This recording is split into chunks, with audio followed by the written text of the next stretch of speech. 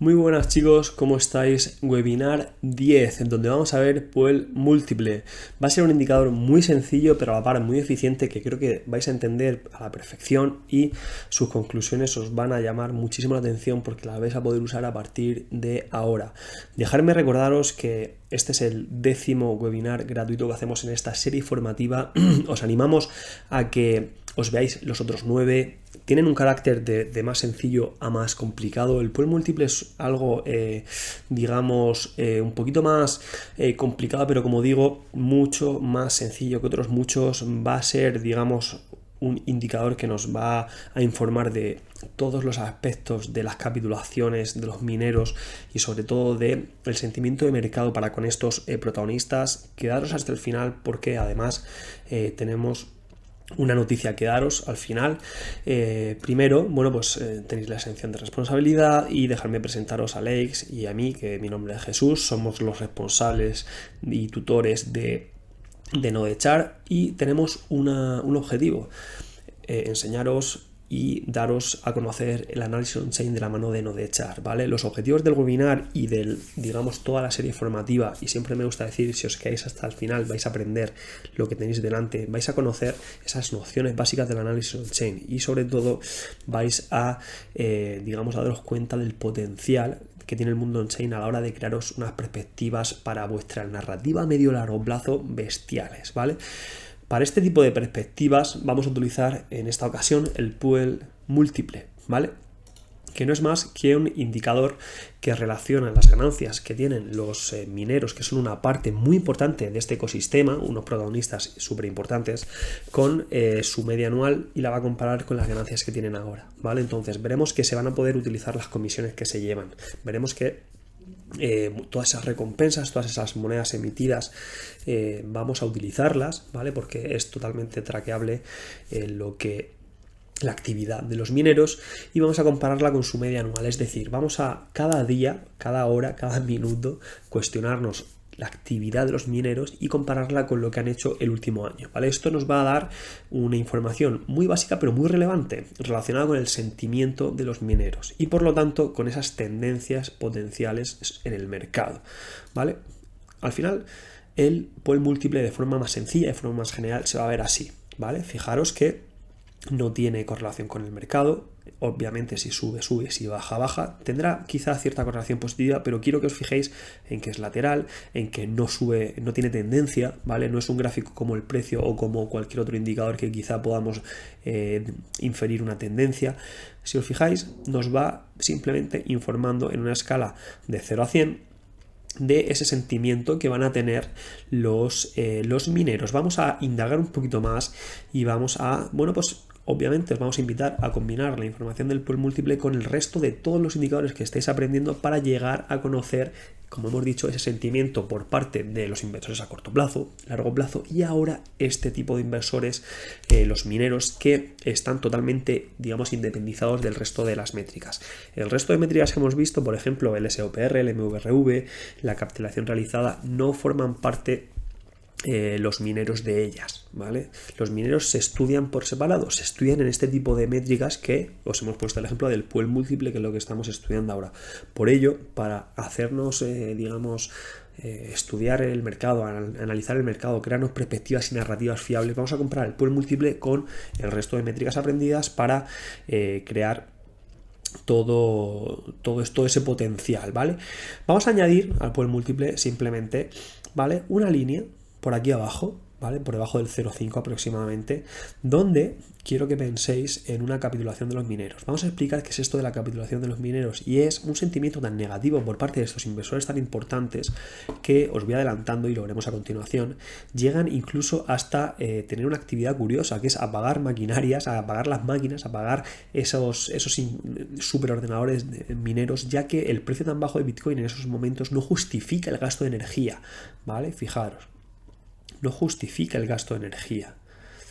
Y de esta forma se considera que gracias a esta métrica nos va a poder ayudar a entender el sentimiento, como digo, de estos inversores. ¿Por qué? Porque en esos momentos donde veis el indicador en horas bajas, en capitulación, se va a comparar, como os he explicado antes, el rendimiento, esa actividad que tienen en un momento actual comparada con el anterior año. Si el anterior año ha sido más positivo, veremos una situación negativa de la métrica, ya que estamos comparando el precio que va muy ligado a las ganancias que obtienen los mineros con ese año que ha sido más positivo que el momento actual. Y me estoy centrando, como digo, en la parte baja que estáis viendo del recuadro verde que os hemos dibujado, donde será momentos bastante interesantes para estudiar el comenzar a crear una cartera, exponernos a mercado, digamos, cuando hay una capitulación de mercado, si es muy pronto o tenemos ciertas reticencias, esperar y confiar en este tipo de métricas para informarnos de un suelo de mercado y revisar y analizar una posible fase de recuperación y exponernos ahí, o en la fase de crecimiento también, ¿vale? Como veis, es bastante básico. Vamos a seguir interpretando la métrica. Creo que es vital que la conozcáis, por lo que vamos a indagar un poquito más en este tipo de actividad, ¿vale? Estáis viendo que los mineros son la única entidad que incurre en gastos constantes, ¿vale? Debido a su software, debido a ese funcionamiento de la electricidad y la renovación de los equipos. Tienen un gasto, y ese gasto tiene que poder justificarse con el precio de Bitcoin, ¿vale? Entonces el comportamiento de los mineros siempre está vinculado con el precio hasta cierto punto, debido a que cuanto más sube el precio, más Bitcoin tienes para vender y para pagar esa producción y para seguir creciendo también, ¿no? Con los equipos. Entonces, fijaros, si os ponemos el ejemplo con una media muy sencilla de 30 días, ¿vale?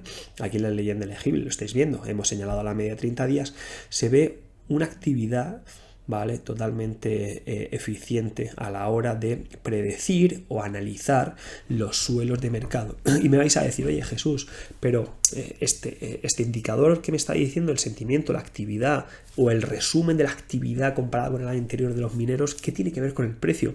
Ya hemos explicado que la situación del precio, la cotización del precio, tiene que ver correlacionalmente positivamente con la actividad de los mineros, ya que a un precio menor van a tener mucho menos beneficios, la red se va a utilizar mucho menos, va a haber menos usuarios dando comisiones a este tipo de protagonistas, se va a usar menos la red, van a ser necesarios menos mineros, ¿vale? Va a haber mucha más competencia y eventualmente no van a poder vender tantos Bitcoin para poder pagar la electricidad y la renovación de equipos como, por ejemplo, sucedería cuando el precio se multiplica por 10, por 20 y está en máximos históricos y digamos el sentimiento de este tipo no de inversores, sino de protagonistas de mercado está en máximos históricos, ¿vale? Fijaros lo relevante que es estudiar esa capitulación de los mineros por debajo de ciertos puntos, como hemos señalado, por debajo de la unidad, en torno al 0,5, 0,7, etc. Lo vamos a ver a continuación, ¿vale?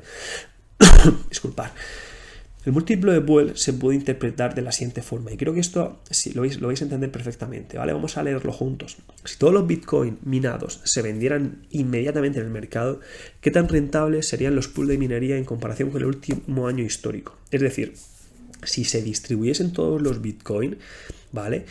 ¿Seríamos más rentables que el año pasado o seríamos más rentables hoy? Obviamente tiene mucho que ver con esa cotización del precio y por eso esa actividad de los mineros está íntimamente ligada con su sentimiento. Vamos a poder juntar cotización de mercado, sentimiento de los mineros, esa actividad que realizan para poder dar seguridad a la red, todo en un mismo gráfico. Y como he comentado al principio, no va a tener tendencia, pero sí vamos a ver zonas sobrevaloradas y zonas infravaloradas, ¿vale? Como una especie de rango, ¿vale? Si os fijáis y señalamos esos patrones cíclicos que desde Nodechart creemos que es muy importante que entendáis, ya que las métricas, los indicadores, muchísimos se van a comportar con patrones cíclicos bastante evidentes, como es el caso de este.